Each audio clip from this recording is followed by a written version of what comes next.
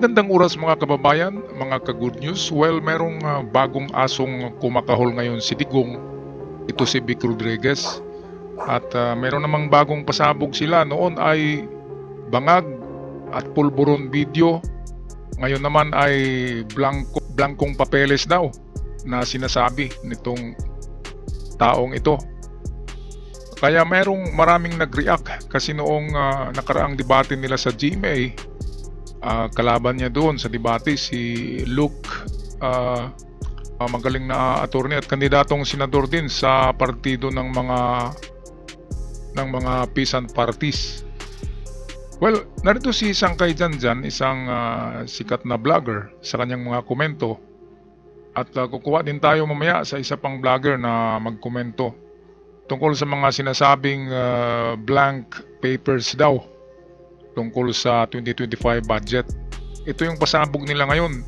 Noon, di ba, pulburon video, bangag video. Ngayon ay itong blank documents naman daw. Kaya itong taong ito, atin titingnan kung gaano ba kasinungaling. Kasi sabi ng mga nag-comment dito ay sinungaling daw eh. Kaya narito si Sangkay Janjan, atin na panoorin.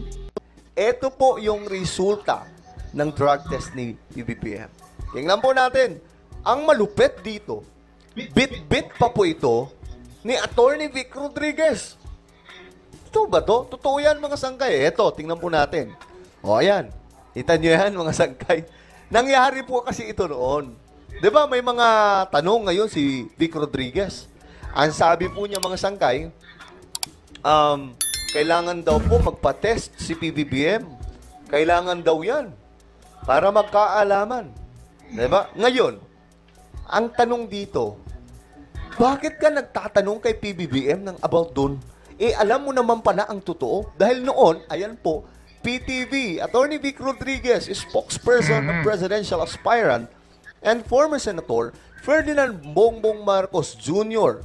submitted to the NBI and PIDEA the drug test results of Marcos Jr. See? Ayan, so sino bang masabing sinungaling? Kasi naano na siya eh.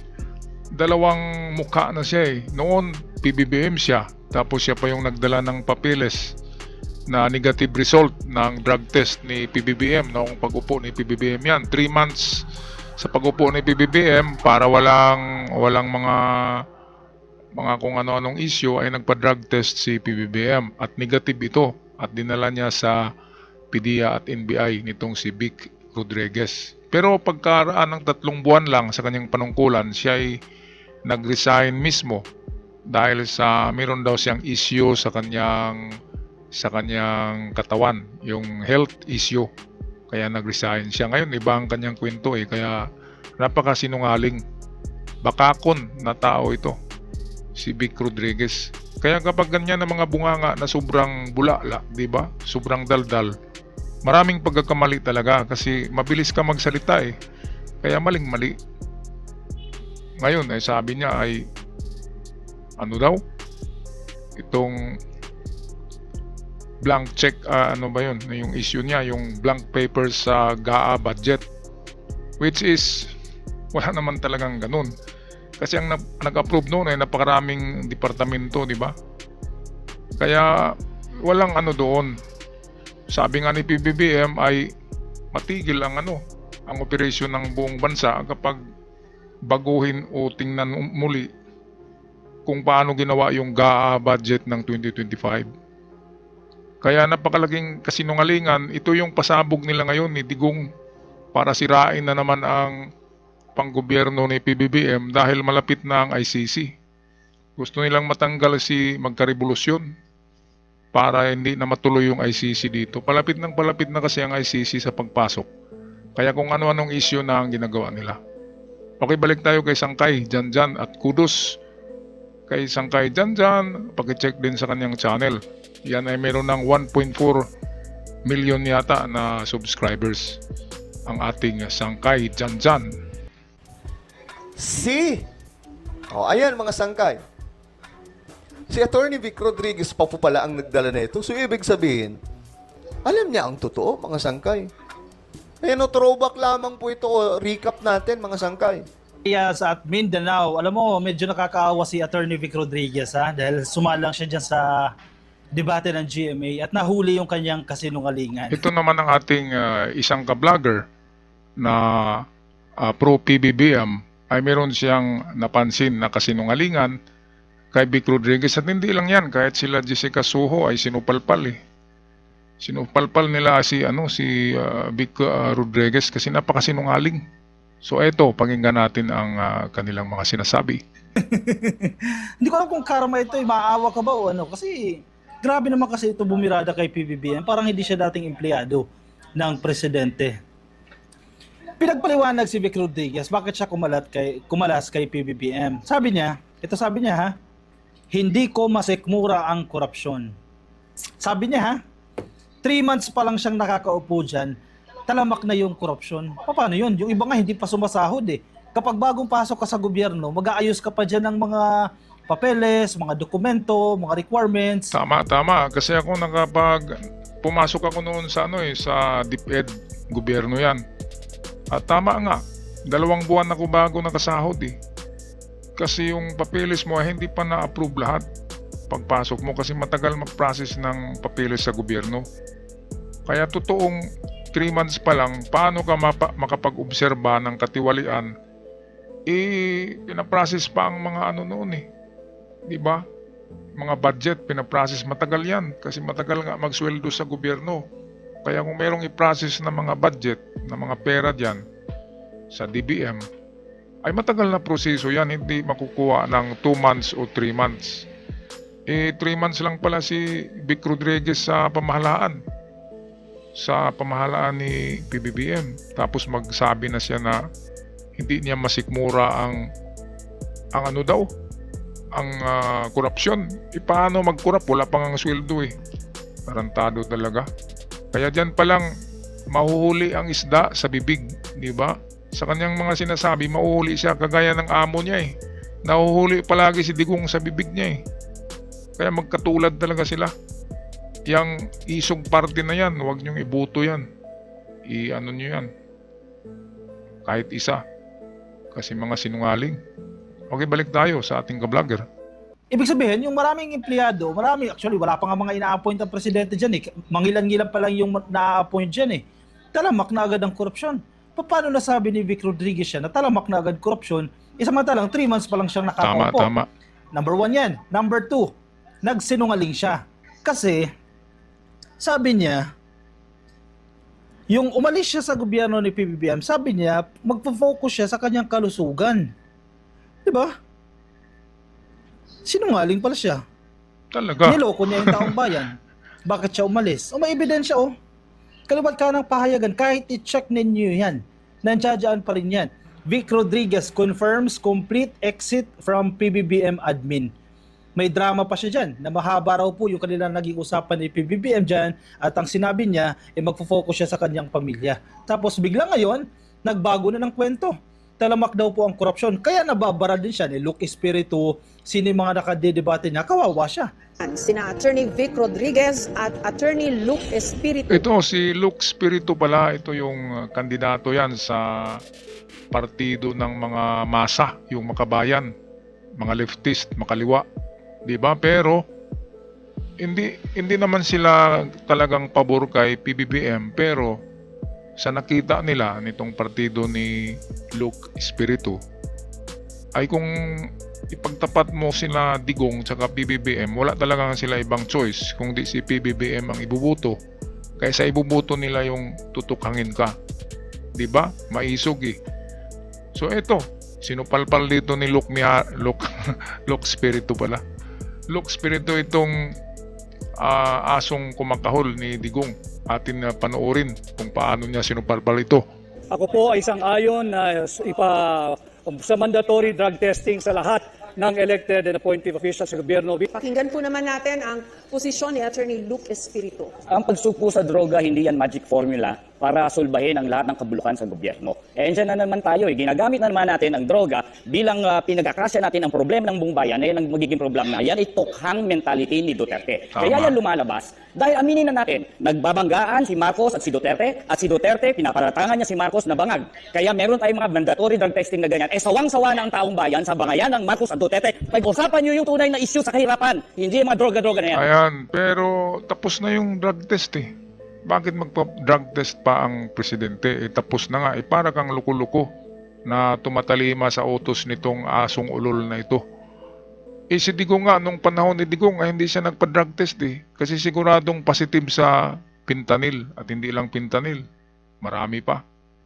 Diba? Meron kasing immunity ang presidente. Pwedeng aayaw siya kung anong ipag-utos dyan ng mga asong ulol. Siya yung chief of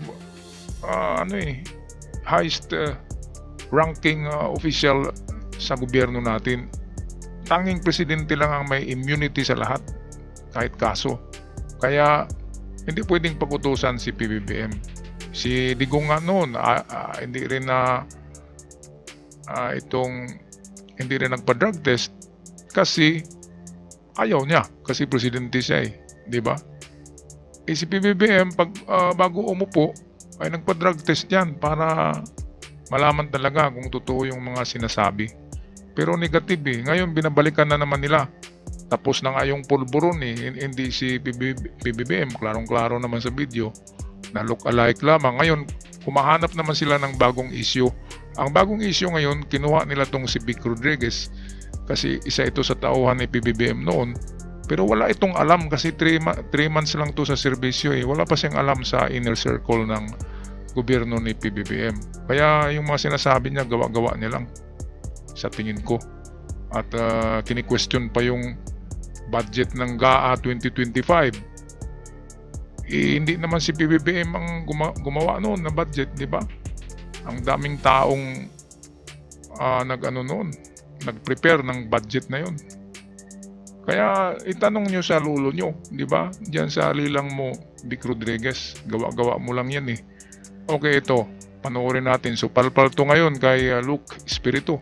Attorney Espiritu, Bakit hindi tayo magkaroon ng competency test, integrity test, honesty test, at mahigit sa lahat, pro-masa test? Dahil yun ang mas importante yung mga issue sa ating bansa. Yan ba yan bangayan ni Marcos at ni Duterte? Yan ba may kinalaman yan sa sahod na hindi nakabubuhay ngayon? Yan ba may kinalaman sa kontraktualisasyon na nagpapahirap sa ating mga manggagawa? Yan ba may kinalaman sa kahirapan? Yan ba may kinalaman sa presyo ng mga bilihin? At yan ang mga nararamdaman ng taong bayan sa ngayon, hindi yung bangayang Marcos at Duterte. Ayan, walang kinalaman yan.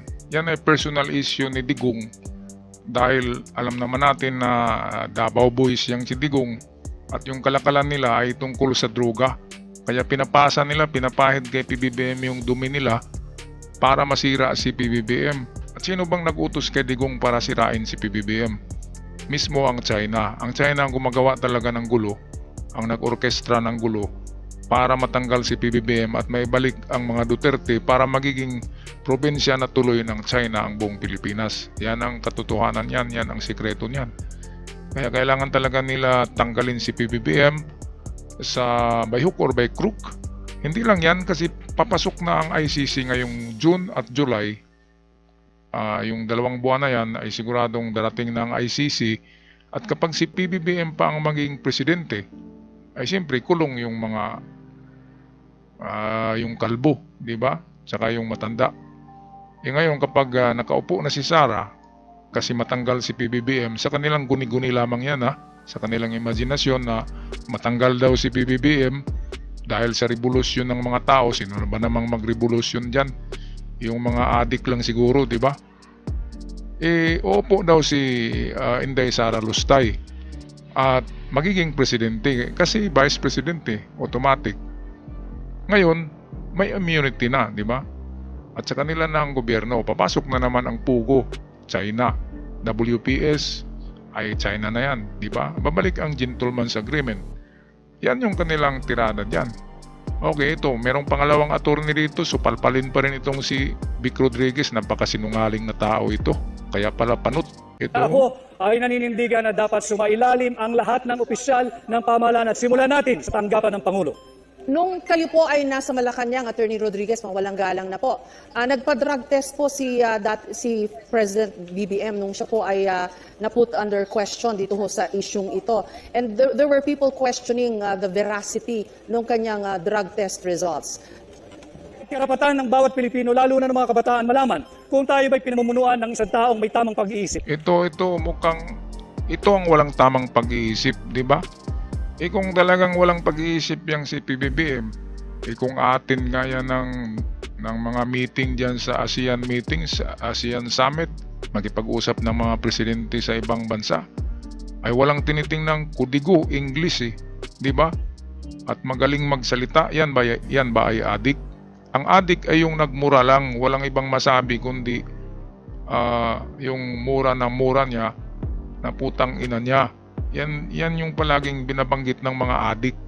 'Di ba? Kasi wala silang magawa na speech. Kung may speech man sila, nagbabasa sila ng papel ng idiot board. 'Di ba? Kaya itong sinabi ni ito, sarap sampalin, ito pakinggan niyo.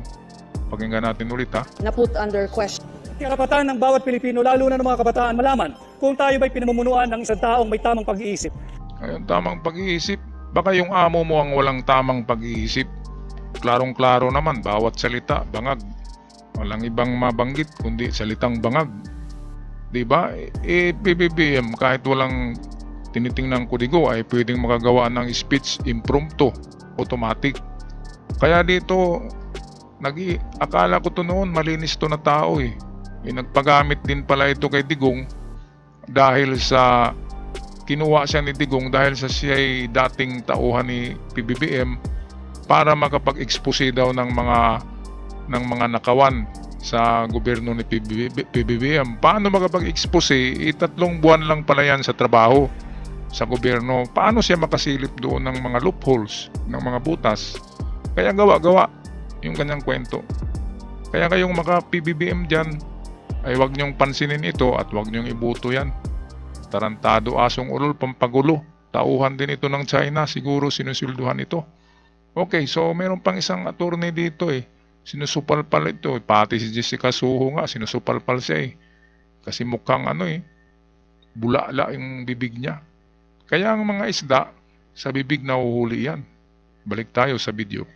Gusto niyo po mag-react doon, Attorney Espiritu?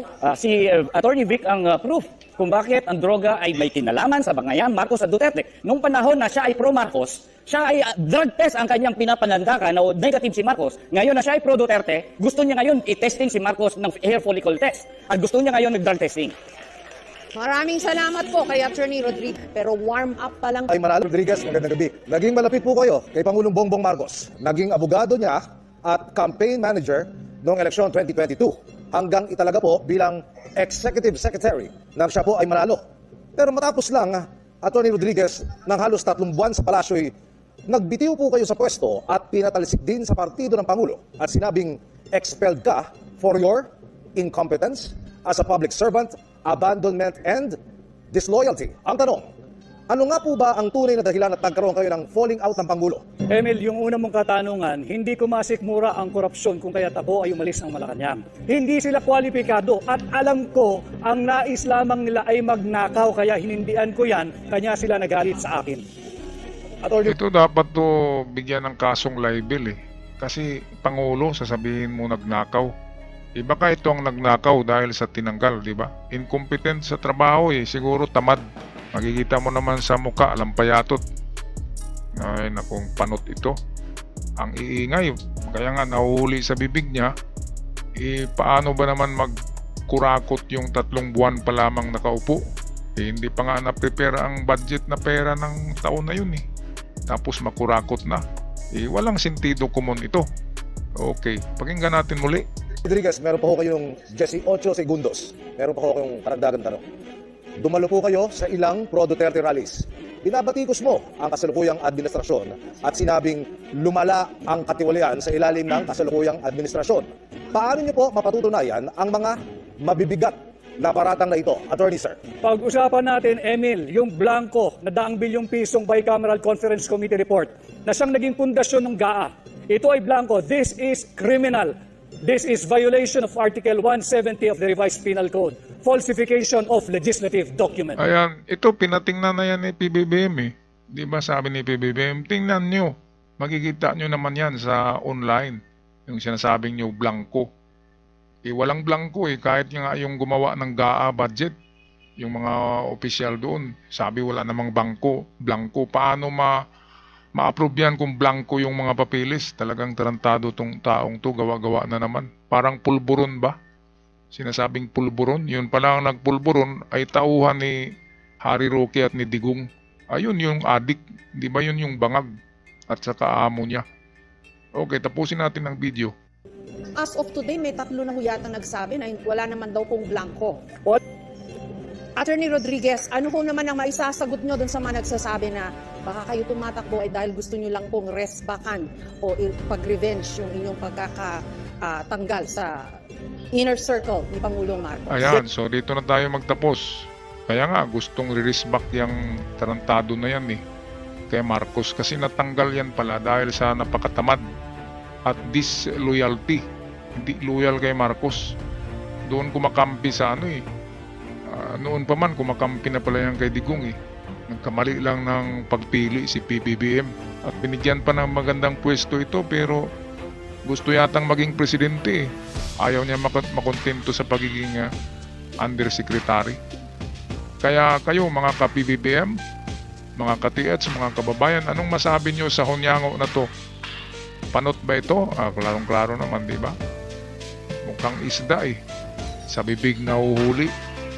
Kaya pag-i-comment na lang sa inyong mga comment. At ako'y magpaalam na, huwag din kalimutan mag-subscribe sa ating channel para palagi kayong updated sa mga bagong uploads. At hanggang sa muli ako'y magpapaalam na ingat kayong lahat.